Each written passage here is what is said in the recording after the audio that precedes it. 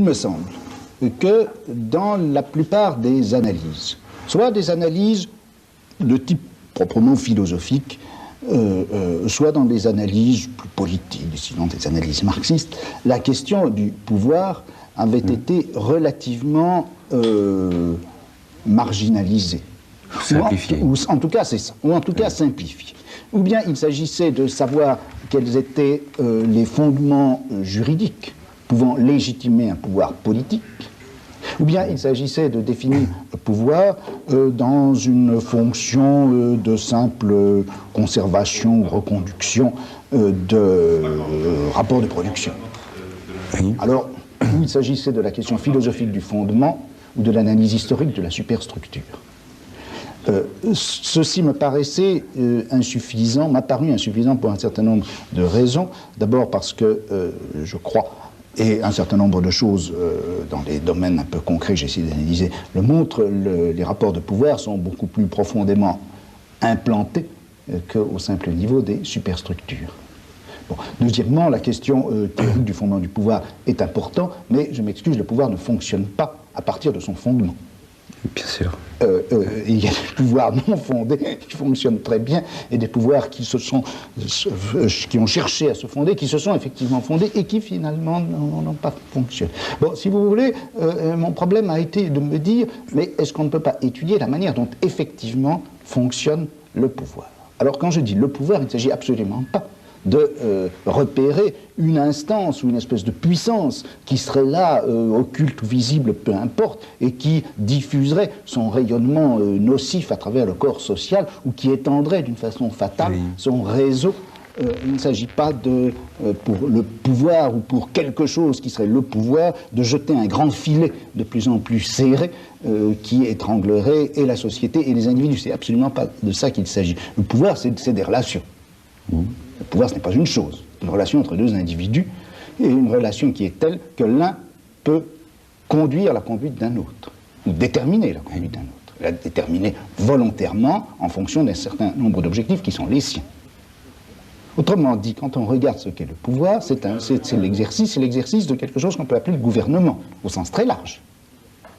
On peut gouverner une société, on peut gouverner un groupe, on peut gouverner une communauté, on peut gouverner une famille, on peut gouverner quelqu'un.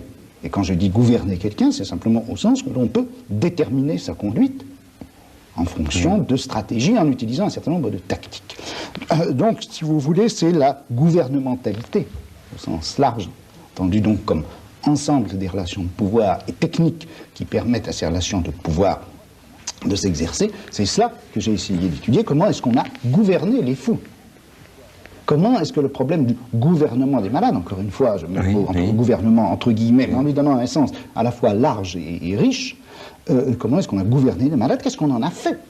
Quel statut on leur a donné? Où est-ce qu'on les a placés? Dans quel système de traitement, de surveillance aussi, de bienveillance, de philanthropie, de quel champ économique les soins apportés aux malades? C'est tout cela que je crois qu'il faut essayer de voir. Alors, c'est certain que cette gouvernementalité n'a pas cessé, d'un certain point de vue, de devenir plus stricte au cours des âges. Le pouvoir dans un système politique comme ceux qu'on a connus au Moyen-Âge, ces pouvoirs, entendus au sens donc le gouvernement des uns par les autres, étaient finalement assez lâches. Le problème, c'était de prélever, de faire le prélèvement fiscal qui était nécessaire, qui était utile ou qu'on voulait. Bon, ce que les gens faisaient dans leur conduite quotidienne n'était pas très important pour l'exercice du pouvoir politique. Il était important sans doute dans le pastorat ecclésiastique. Pour le pouvoir ecclésiastique, pour le pouvoir politique, il est venu un moment où ça a été très important. Et où, par exemple, maintenant, pour prendre une chose très simple, le type de consommation des gens devient quelque chose qui est important économiquement, qui est important aussi politiquement. Et c'est vrai que le nombre d'objets qui deviennent objets d'une gouvernementalité réfléchie à l'intérieur de cadres politiques, même libéraux, ce nombre d'objets a considérablement augmenté. Mais je ne pense pas non plus qu'il faille considérer que cette gouvernementalité prenne forcément la forme de l'enfermement, de la surveillance et du contrôle.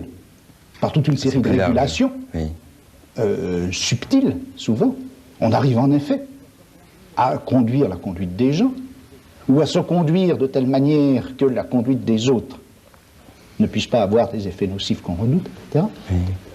C'est ce champ de la gouvernementalité que j'ai voulu étudier.